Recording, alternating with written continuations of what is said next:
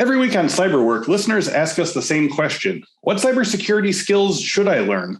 Well, try this. Go to infosecinstitute.com/free to get your free cybersecurity talent development ebook. It's got in-depth training plans for the 12 most common roles, including SOC analyst, penetration tester, cloud security engineer, information risk analyst, privacy manager, secure coder, and more. We took notes from employees and a team of subject matter experts to build training plans that align with the most in-demand skills. You can use the plans as is or customize them to create a unique training plan that aligns with your own unique career goals. One more time, just go to infosecinstitute.com/free or click the link in the description to get your free training plans, plus many more free resources for Cyberwork listeners. Do it. infosecinstitute.com/free. Now, on with the show. Today on Cyberwork, I'm joined by Yossi Appleboum, CEO of Sepio. Yossi and I shared a great conversation about the Cybersecurity and Infrastructure Security Agency, or CISA's, operational directive for non-military federal agencies to adopt a strict set of asset visibility and vulnerability detection systems starting as early as April of 2023. Yossi discusses this directive, saying that it takes FCEB agencies out of the cybersecurity Stone Age and into the future. But can it work in such a short time frame? Yossi has thoughts. Find out today on Cyberwork.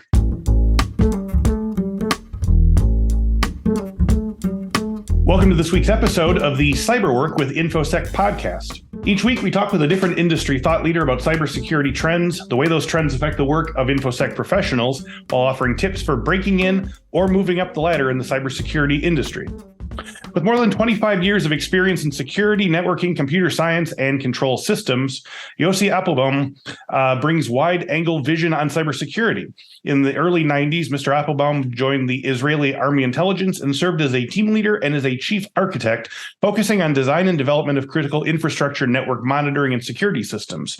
In 1998, Mr. Appleboum was one of the founders of WebSilicon, an Israeli company which focused on delivering networking and security systems. As the VP of R&D, Mr. Appleboum was involved in design and implementation for more than 250 systems for 8 government agencies, integrators, and vendors. Mr. Appleboum served as the CTO for cybersecurity of Senstar Inc., a North American division of Magal, and relocated to the United States to work more closely with key customers and partners. In 2016, Mr. Appleboum co-founded Sepio.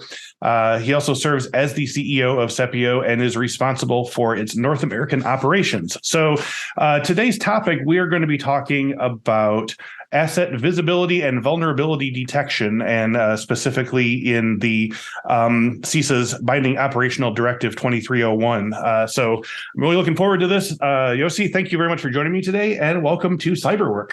Can't wait. Thank you so much. So to get things off here, Yossi, can you tell me about how you first got interested in computers and cybersecurity? What was the initial draw, and when did you decide that you wanted to devote your career to it?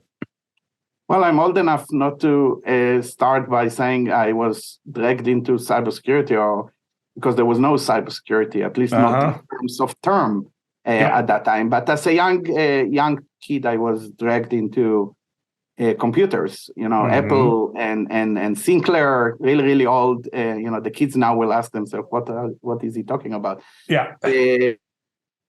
Finished my high school, and as an Israeli, most of the kids go to the army, and you have an option to postpone the army service for a while and go studying, and then joining the army later on as a professional. And that's the path I chose. I was picked eventually by the Israeli intelligence forces to join a team there that was eventually led to all the activities that I was involved in my entire career. So, I studied computers and electronics, and as such, I always were interested in the verge between understanding vulnerabilities and understanding how to exploit them sometimes in my past and protect against them in the rest of my career. And this is what led me to creating, together with my other co-founders that we worked together for 30 years, both WebSilicon, another company we were involved in, and eventually Sepio. Yeah, now, it sounds like you were probably already studying tech and security before you joined, or you did your course of study, but did that particular course of study in, moving towards your time in the Israeli army, was that, was that like a big jump up, or were you already pretty well, established as sort of a computer expert at that point, and were sort of like brought in because you already had the skills? Like, I guess I'm trying to figure out the chicken or the egg here. Did you get a big step up by having, the service and the education that came with it, or were you already kind of on that path? It's funny, if you'll ask Yossi in 91, he was saying to you that knows everything because he's full of yeah, and he's nobody can tell him nothing. convinced that everyone else has no value and he's the smartest in the room. Sure. In later phases, I realized that I knew very little, and it's all about experience. So I had some experience past to that, but most of my experience started when I joined the craziness of the intelligence machine there. It's literally like an incubator of startups in essence, of running between so many projects in no breakouts between them. Right. Now, your early career, you mentioned this a bit here, involved the co-founding of two companies, WebSilicon and CyberSeal, well prior to your co-founding of Sepio, your current business. So what made you decide to found these two companies, and what needs did you see in the industry that needed satisfying by these companies? In many essence, WebSilicon was the first IoT security company, but you realize that in retrospective after that. But eventually WebSilicon was a bootstrap company. We started it in 98, and again the same founding team. So working together for so many years, each one is trying to bring his own expertise. We had roughly the same path. But WebSilicon was literally addressing customer needs, and customers were mostly OEM vendors. So, we had discussions with many companies. They raised a list of ideas and requests, and eventually we can help here and we can help there, but we cannot help in another place. And as part of that, we were able to eventually create platforms that were more generic to address network monitoring needs, and eventually it led to network security and other. We built hardware devices, God forbid, and eventually software platforms that enabled us to create first industrial Ethernet switch with cybersecurity embedded inside. Got it. And we're able to win a competition with Cisco at that time, which was really exciting. But generally, when we started, it was more like, this is what we know, and who needs that? Yes, right. In Sepio, it's different because we are old enough, we understand the market way better than we used to, and we know what is missing and what is covered by other technologies, and that was a totally different story. That's interesting. So I just want to make sure that I'm teasing this out so that I'm getting the distinction properly. The WebSilicon and CyberSeal, your idea for starting them was, we have this certain knowledge, how do we turn it into a company? Whereas with Sepio, it's, what does the market need? Let's build a company around this particular need. Is that a fair assessment? In day one, yes. Of course, WebSilicon eventually became one of the strongest players in understanding network monitoring and in bringing solutions that are not just working in a lab, but literally efficient in the field. Yep. In Sepio, it was literally, understanding the market, seeing in the past what is missing, having multiple discussions with potential buyers, and then getting into, and it's not like, it's a smooth path from day one to now, but at least we knew from beginning what we are going to do. Yeah. You had the game plan in place first. Okay, so I'm asking all this because a lot of our listeners are newly starting in cybersecurity or have just started, and they like to hear more about people's choices throughout their career, as well as the day-to-day work that our guests perform in these positions. So, can you tell me about what the average tasks are like in your week in a given week as CEO of Sepio? Oh my gosh. No day is similar to the other one. And, there is a big difference between different steps of the company. You start, you have an empty office, you start to put furniture, and then you sit next to the phone and start calling people to tell the story. Now the company is close to 80 people. Eventually, I can tell myself I'm the CEO of the company, but eventually the company manages me in a way. Right. And it's always a very delicate balance between, responding to be proactive and eventually pushing your initiatives. And it's not there's no one answer, but generally speaking, it starts with weekly meetings with stakeholders in the company. That's an element key of knowing what's going on, because there's plenty of ad hoc meetings, there's plenty of that, but unless you have a weekly meeting that keeps you organized and keeps you disciplined and the other party member, the one that speaks with you, you won't be able to figure out problems that eventually becomes bigger problems unmanaged. So that's one thing. Another challenge, Sepio is global from day one. So we have engineering in Tel Aviv. Now we have also engineering in Lisbon in the last several years. We have sales teams spread around the US. We have spread now teams in Europe. And in Israel, again, not just engineering, but sales and support and all of that and product. So it's really our time difference. There's like 4 days overlap in a week. Israel works on Friday, on Sundays, but they don't work on Friday. And the US, we know how it is. So there's very limited time, which is efficient in order to collect the information and create one map. The second thing is there is a lot of responsibility in front of the board, investors, and all of that, which requires a significant amount of that. There are phases during the year that are different, like we are planning now 23, or actually closing the planning of 23. So budget is not just what we spend, is what we are going to sell. So there's income, there is outcome, and there are spending and profitability issues and many other concerns that require discussions with sales and marketing and finance and you name it, and engineering. So literally trying to be organized. It's not easy. It's not easy at all. I'm a great believer that eventually it's all about, and it's a cliche, but I really, really believe in it. It's the quality of the management team that works with you and not works for you. Right. And if you don't have that, you are in a really, really dangerous zone. This is not related to Sepio specifically, but can you tell us about your activities as an ambassador of the Global Cyber Alliance, of which you've been a part since 2018?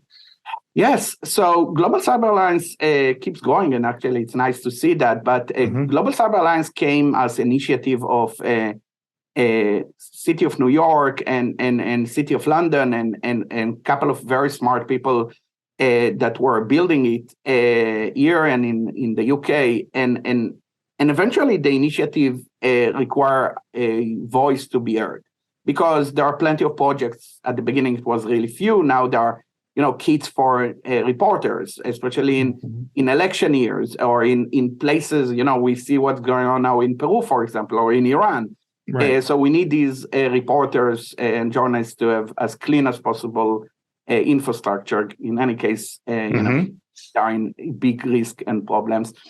There's elections, so there are kits for elections. There are small businesses that really don't have the capacity, the budget, the knowledge on where to start.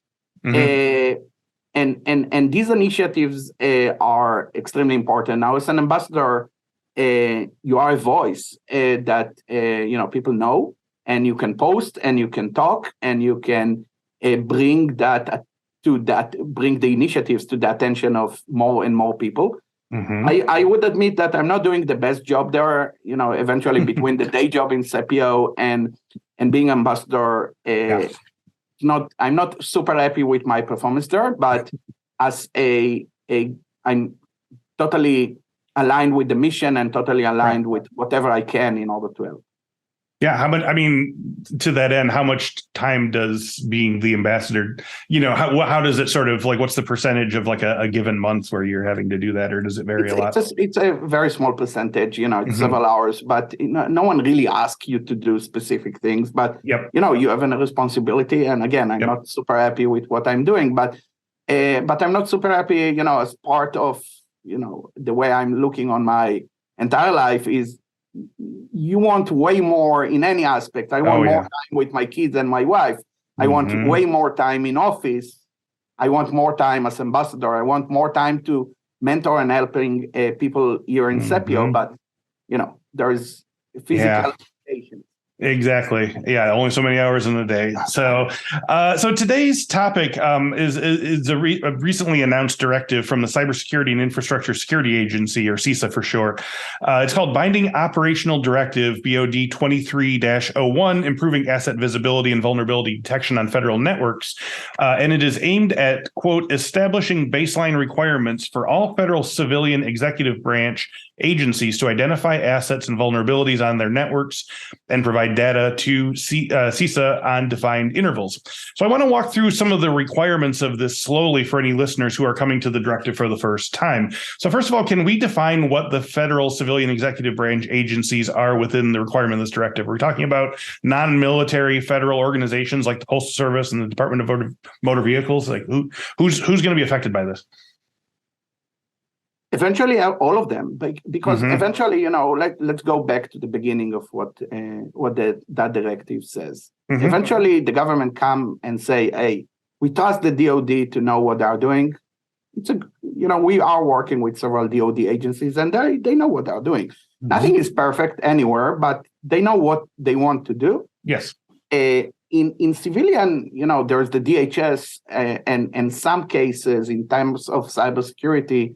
There are many other agencies that are not exactly experts in cybersecurity, and some of them are very small, some of them are bigger, and that's just on the federal level. But we can go another level in another layer into the state and local, which is not part of that directive. But eventually, as a security expert, managing risk is your job.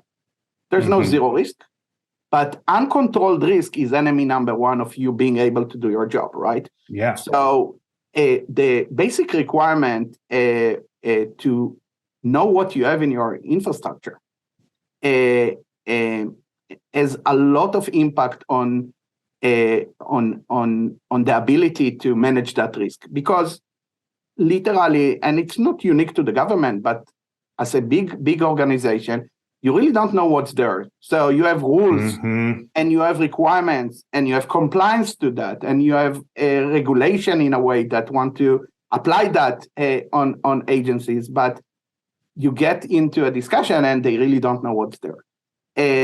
So this is eventually, in a long sentence, but in one sentence, the entire initiative. Now, there are eventually, priorities. It's simple to say, no, okay, so now let's map all the infrastructure. It costs endless amount of dollars. It takes so much time, and there are so many tools to be considered while you do that. And there is, of course, discussions what is more important, what is less important, and there are some decisions regarding to that. And CISA is a great advocate of that, and I think they were significant in part of creating that directive. It's not like, with all due respect to the president, he was not sitting next to his computer. No, yeah, right. and with his manual open, but eventually, that is a key element in any effective cybersecurity program, regardless the size and regardless the nature of your business, agency or not agency. Yeah. No, I literally just got off the previous episode with Steve Judd of Venafi, and we were talking specifically about how DoD is moving towards zero trust. So we know they're well on their way. So yeah, this makes sense. This is sort of a stopgap catch up for the other parts of the government. So again, for the benefit of new listeners, when we talk about things like asset management and vulnerability, you mentioned a little bit, but what are we concretely talking about specifically? And related to that, when CISA requires that these agencies, quote, identify assets and vulnerabilities on their network and provide data to CISA on defined intervals, what does that entail? Is that is this type of asset management something that most civilian agencies are doing anyway, and reporting it to CISA is simply an additional step, or is this asking agencies who haven't done much asset management in their past to start thinking about it for the first time, or is it a wide spectrum? It's a wide spectrum because there are some that are doing something, and there are some that are not doing anything. And right, eventually, let's define what is an asset. And in my perspective, and what we do in Sepio is taking that in the broader definition. So every device that has any sort of connectivity, wired or wireless, to your infrastructure, I intentionally not saying network, but infrastructure or data, is an asset in terms of risk at minimum. Meaning that your mouse, your keyboard, your disk key or thumb drive, your computer, your network infrastructure, your OT, IoT, and IT equipment are assets. Now, the challenge is first and it's not unique to the government again, but to agree that this is the span of assets. Because, if you go to IoT security company, they will say IoT assets. OT security company, OT assets. You'll go to a company that sells kind of a network access control system, NAC, they will say IT. And we just bought an OT or IoT and all of that. But generally speaking, asset is an asset regardless what it is doing, as long as it has any sort of connectivity into your infrastructure. That's my belief. And I would say that the narrow definitions of IoT and OT and IT are dangerous because many devices will fall between the cracks. Sure. So that's element number one. Now, when you have a definition of asset, we all agree that when a person gets into an office, he brings a risk. The risk, he may be an insider. He may carry something knowingly or unknowingly. And many sorts of that. We can spend hours on that. But a device, exactly like a software asset, is the same faults. So device can carry something knowingly or unknowingly. Someone bring that device knowingly or unknowingly. And the risk of that device has multiple contributors. For example, the United States decided, I'm not against that, but decided, of course, that there are specific vendors that should be blacklisted, and we are not welcome these manufacturers in our infrastructure. I'm not getting into the politics, but that was a decision.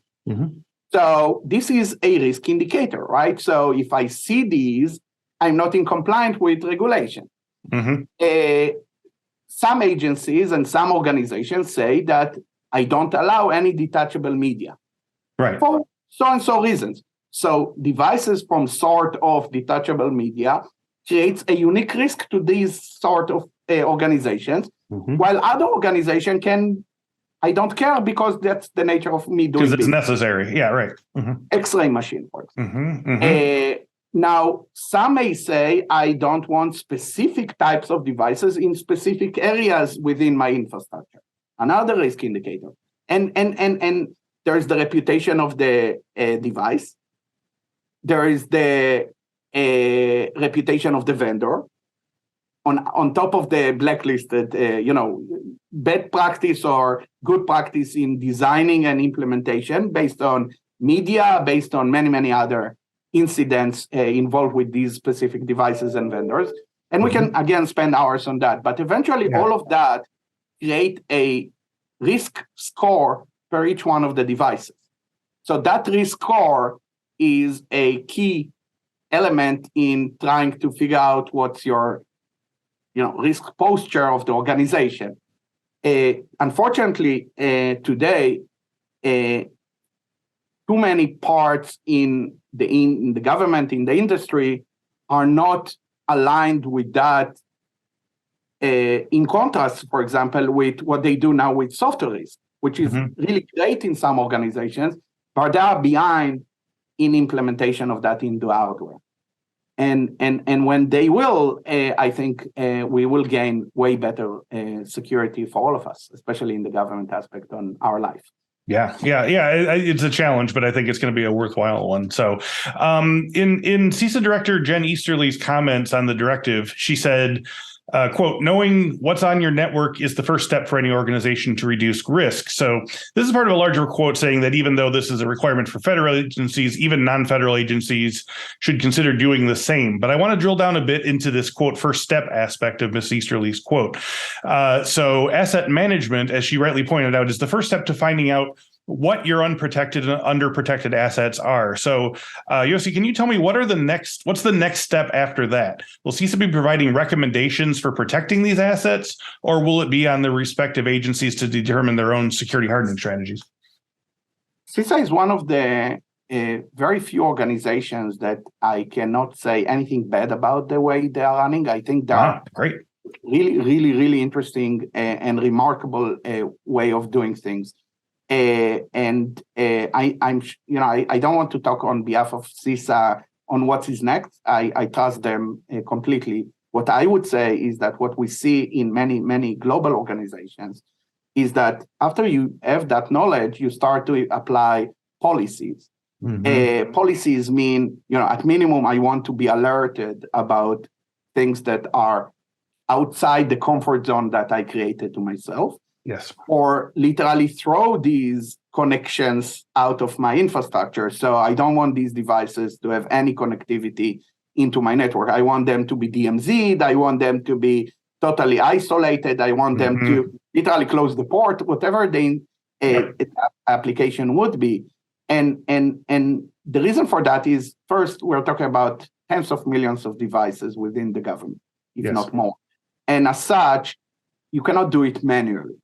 The second thing is, of course, you want to know about that, and you want to track about, and you want to see trends, because this will give way more intelligence than we have today. And it is part of really big initiatives that are running in the government. For example, better grip on the supply chain, better grip on the road to zero trust. You cannot gain zero trust unless you have a quite good idea what's there, right? So, right. and clear paths of how to navigate it all. Exactly. So I feel this always sounds to me like we're looking out for like an old, like the data equivalent of like an old security or like an old janitor's closet or something that someone forgot about and didn't realize there's a door in there that will if you have the right thing. Yeah. I keep remembering a couple of years ago, we had a meeting with, I'm not going to mention name, but with one bank here in the US. And the response from one of their top cybersecurity leaders was, I don't care about my hardware anymore because I'm moving to the cloud. Right. Unfortunately, by the way, they realized later on in a bad way that it was not really a great statement. Because what do you mean you move to the cloud? There is no hardware in the cloud. You're not responsible for that, maybe. What about your endpoints? What about the fact that you are using a computer while you Zoom into the meeting with me? So your computer, your network connection of the computer, the mouse next to the computer, all of these are hardware. And in any research in the last couple of years, there's more hardware today than in any other time in human history. And it is true now, and it's true in a minute because it keeps going. So ignoring that is literally not exactly the best practice in security. Yeah, no, when I hear someone say, I don't need to worry about it, I'm moving to the cloud, that just all that sounds like is I don't want to think about this. Please just stop talking to me. And that's not good. Next question. CISA set a deadline of April 3rd, 2023 for all FCEB agencies to hit the first stage step of the process, such as performing automated asset discovery every 7 days and initiate vulnerability enumeration across all discovered assets, including all discovered nomadic/roaming devices every 14 days. Now, Yossi, do you think this is a realistic deadline? I've been speaking to so many guests lately who are behind the 8 ball or know people who are when it comes to things like the long rumored CMMC 2.0 compliance for vendors next year. Is this a similarly tight or scary deadline? And do you think the 3, 6, 12, and 18-month tracking and reporting deadlines will be attainable? I think they know what they are doing. Okay, so it starts with that. And in contrast to CMMC that is being delayed all the time, for good reasons, by the way, not excellent result, but I understand why it is being delayed. It is easier, I think, in terms of implementing that. So that's one thing. I would give them the benefit of, or give them the credit, not the benefit of the doubt, but literally the credit that until today, I'm not really aware of big faults. So maybe it would take a bit more time, but unless you put some target and put pressure on managers, we all know it's not going to happen in any time unless you put something. And I'm sure they have, case by case discussions. I'm sure based on guesstimate, not that I know about any, but I'm not going to say that I'm 100% sure because I really don't know. But I would say that they seems to be very know what they are doing, and I trust them. Seriously trust them. So it's making people sweat, but no one's saying like this is impossible. I don't think it's impossible. Yeah. So I want to pivot from that into the actual work of doing things like asset visibility and vulnerability detection as as someone who might be entering the industry now. Will this directive require a new set of security professionals who have this type of experience to fill in emerging job roles? Absolutely. I think one of the failures in the industry, especially on the vendor side, is literally understanding the difference between the risk that is coming from hardware to the risk that is coming from software. And especially the difference between, let's call it the soft IT world and the hard infrastructure world. And because of that, we see, and again, I'm talking on behalf of myself and Sepio, I think I know what I'm talking about, but some people may think think different, is that generally speaking, some technologies, and I'm not going to mention names of vendors, but some technologies today are trying to apply kind of the software way of mapping and understanding the risk on hardware. And it's not efficient, it's not scalable. And again, talking on my behalf, not scalable enough and not accurate enough. And because of that, and I can give a couple of technology examples, and because of that, the lack of solutions is not based on someone being lazy or someone being not smart. It is based on experience. It is based on skill set. And it goes back to your question, and then I'll give the example. Sure. It goes to the fact that it's totally different skill set. It's not the direct path from IT to cybersecurity or from software to that. It requires understanding in physics. It requires understanding in electronics. It is deep understanding in how what we all know as Ethernet, Wi-Fi, and all of that works underneath the hood. Because otherwise, it's not going to change enough. Many technologies today in mapping in the game of mapping hardware are based on traffic monitoring. Eventually, it's a new generation of IDS, which is a great idea. The problem is with that is it is limited by the amount of resources you can dedicate for that. And big agencies will have so much traffic running on the network. So mapping all of that traffic is a big issue. There are other side effects to that. Some traffic may be encrypted. So breaking that encryption is another issue. Compliance and running through a third party sensitive information is another risk factor. We have all seen what happens in some incidents with that, related to that. So I know what we're doing in Sepio, but in generally speaking, I keep telling the story that imagine a dark room, you don't see anyone. And what is an IDS? You sit there, put a microphone, and start to analyze who's speaking to whom. And based on that, hey, Yossi is speaking to Chris. Yossi is in the room, and Chris is in the room. But if Yossi is sitting quietly and not saying anything, Yossi is still in the room, still brings risk, but he's not saying anything. Yeah. And this is a significant fault of traffic and activity monitoring versus the fact that I believe that hardware identification should be based on, eventually you put your hand on the desk you are there. So if a device has any sort of connectivity, it's there, and you need to discover that connectivity and not the activity. Right. And that's a great example. So unfortunately, not enough people are have the right skill set for be involved in such. Well, that I have a good follow-up for that. So I'm sure it probably varies depending on the size of the respective agencies, but is this the type of work that you're speaking here, traffic analysis or, hardware, identification? Is this the type of work that requires master level vulnerability management, or something that can be worked toward with less experienced professionals? I think it's a different ruler, which is better understanding the physics behind more than the certification. But yes, when it goes eventually towards the level, eventually what we bring is a risk score. And then and vulnerability report, then you need people like that will be narrowed into understanding what does it mean.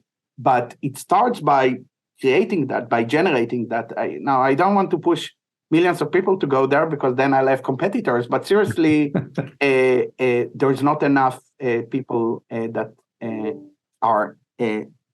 So this isn't necessarily something that you have to wait till nearer the end of your career to start working with. You can start working in this field pretty much from the beginning and have something to do to sort of build your experience. Yes, absolutely.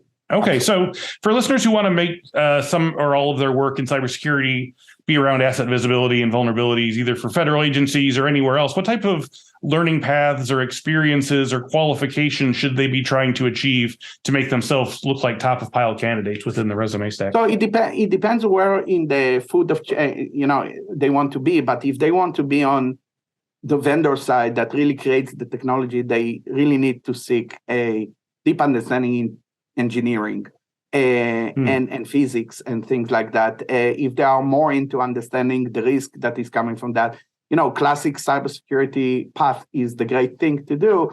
But I would recommend that eventually building their knowledge around hardware, building their knowledge about understanding the ecosystem.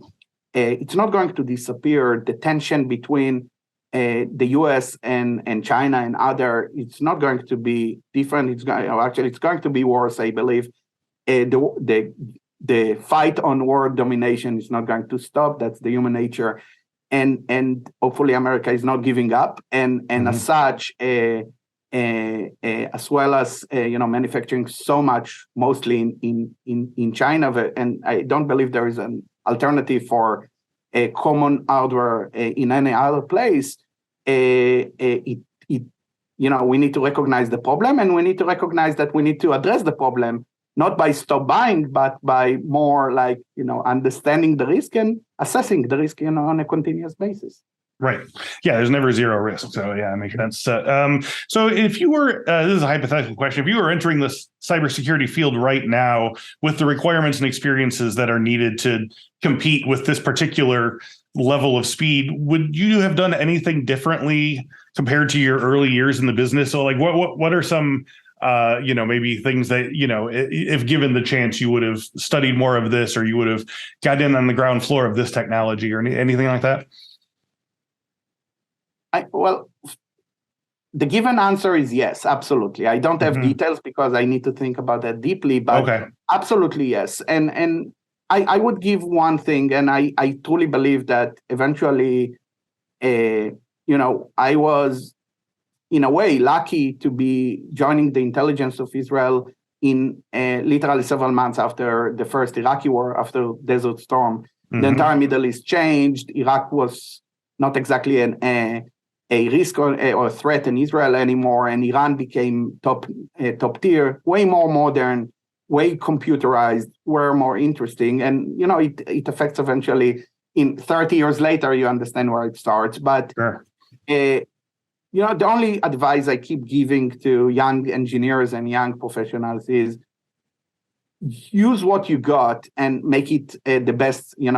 Make lemonade out of lemon, but seriously make lemonade out of lemon. you can compare yourself to the other. Oh, you got that and I got only that. But I think that comparing to some of my colleagues and friends in the past, I did quite okay, even though at t equals 0, I think some may say they got a better position at day one. It's all about you. It's all about you. That's the only really advice I can give to young professionals. So, if you want to look in your, magic crystal ball or whatever, how do you think this directive, let's assume it's properly implemented and stuff. How do you see this sort of changing the security stance, platform, whatever, of federal agencies? Do you see this going far enough? Do you see they're like pushing the needle in terms of closing backdoors and closing vulnerabilities and things like that? Do you see good results for the possibilities of this directive? 100% sure. 100% sure. It's not moving the needle; it's moving walls. Okay. And borders and seriously, it's like almost from Stone Age to a modern era in understanding modern risk. I applaud the agencies that will do it faster than the rest. Mm-hmm. And I think that we should all support that initiative, regardless. It's not politics. It has only one main issue, which is us being more secured, and we're not secured enough. And this is a big change. I would say that, and some vendors will have to forgive me for that, but when you change from EDR1 to EDR2, you may have a difference and change in your organization, but this is a incremental change. Here we are talking about a leap, a leap in security. So it's significant. Yeah, no, that's and it's also very sort of exciting sounding, because like I think for people who are already intrigued by this as a line of work, I think hearing that this is going to go from the Stone Age into the modern world in terms of security, federal agencies and stuff like that. I can't imagine someone listening to this now wouldn't be incredibly inspired to sort of jump into this space and lend a hand. Here's hoping. So as we wrap up today, Yossi, could you tell people about Sepio, the services and products your company offers, and if there's anything that your company's looking forward to in 2023, if there's something you're looking to unveil or big changes? Yeah, well, some of our people call it a rocket, and I think it is a rocket. Nothing here is boring. We are running very quickly, providing solutions to the problems we discussed today to many organizations, from financial institutions to healthcare to critical infrastructure, and of course to the U.S. government, both DoD and civilian. This is why I feel very comfortable to applaud these agencies, and not just because they gave me money, which I really appreciate their business, but really making decisions, not always easy decisions, but smart decisions, I believe. Yep. So that's one thing. We keep growing, and we keep growing all around the world. So we have always open positions. Feel free to people to take a look on that. I think, eventually, we are working hard, all of us, and we try to make a difference. It's all about making a difference. We pay like the rest, and we give options like the rest. But making a difference and being part of something that changes is, first, it's a smart career move, but literally, good people want to make a positive change in the world. That's really the place, one of the places to be in order to do that. That's awesome. So one last question, very important. If our listeners want to learn more about Yossi Appleboum or Sepio, where can they go online? LinkedIn. I'm not a Facebook guy. Yep, that's fine. I'm not getting into that, but LinkedIn is the right place. Can our listeners drop you a line? Excuse me? Can our listeners drop you a line?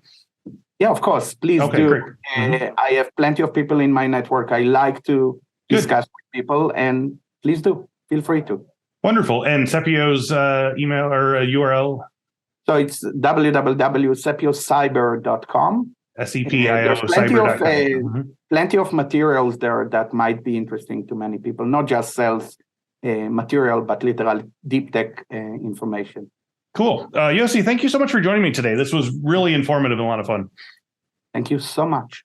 And as always, I'd like to thank you all for listening to and watching the Cyberwork podcast on an unprecedented scale. We're wrapping up 2022 here, and we're delighted to have so many people along for the ride and such a big jump in subscriptions and listening time and viewing time. So thank you all so much. Now I'll just say go to infosecinstitute.com/free to get your free cybersecurity talent development ebook. It's got in-depth training plans for the 12 most common roles, including SOC analyst, penetration tester, cloud security engineer, information risk analyst, privacy manager, secure coder, and more. So we took notes from employers and a team of subject matter experts to build training plans that align with the most in-demand skills. You can use these plans as is or customize them to create a unique training plan that aligns with all of your unique career goals. And that's going to be very useful, especially if you're going to get into asset management in the federal government. So one more time, go to infosecinstitute.com/free or click the link in the description below to get your free training plans, plus many more free resources for Cyberwork listeners. Thank you once again to Yossi Appleboum and Sepio, and thank you all so much for watching and listening. As always, we will speak to you next week, and I hope you have a very happy new year. Take care now.